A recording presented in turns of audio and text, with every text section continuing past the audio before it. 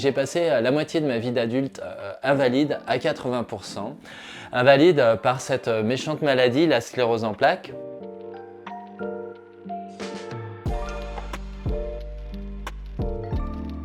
L'idée de ce livre, c'est finalement tout le travail qui a consisté à passer du Lionel malade au Lionel qui va bien. C'est l'histoire d'un jeune homme qui est docteur en physique, qui est dans les sciences et qui tombe malade, qui rentre dans le dédale de la maladie, qui voit son état empirer, devenir invalide, etc.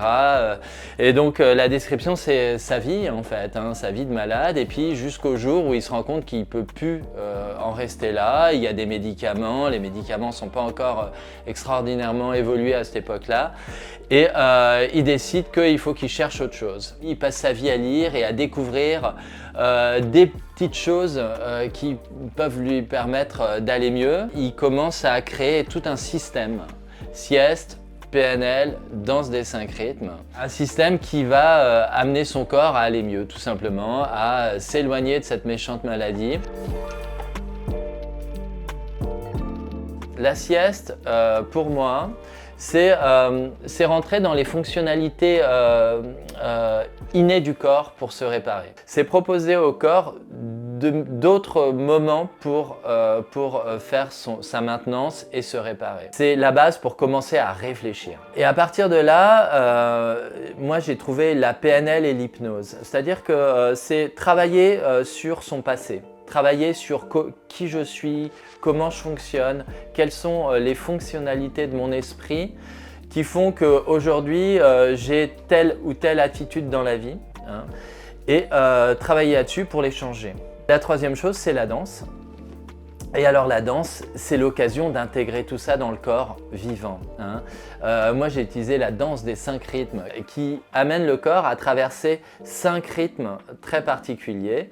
Le rythme du fluide, le rythme du staccato qui est plutôt apparenté à la musique rap par exemple, le rythme du chaos, c'est en fait être bien dans un univers chaotique, le rythme du lyrique, et puis ensuite le calme. L'idée de la danse des 5 rythmes pour moi, c'est d'intégrer le travail que j'ai fait en PNL, en hypnose, dans mon corps, en mouvement.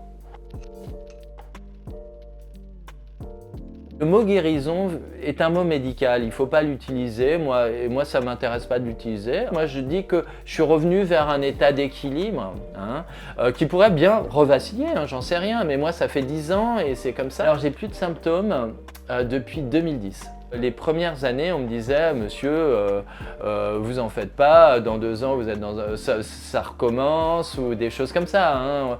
Ou alors « Non, j'y crois pas », etc.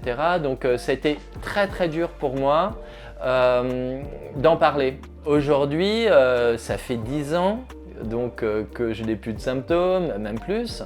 J'ai pas grand chose à prouver et de plus en plus de médecins viennent me voir, commencent à prendre en compte ça.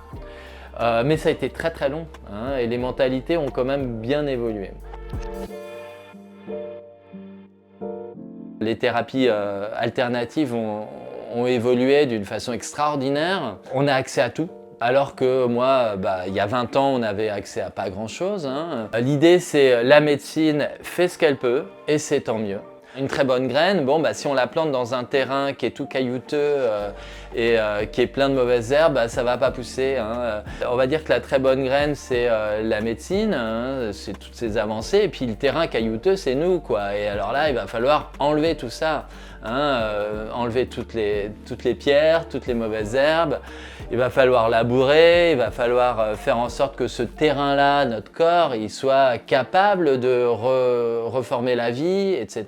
Et là, la médecine arrive là-dessus. C'est le job de chacun de donner ce qu'il faut à son corps, à son esprit pour que l'allopathie puisse faire son travail.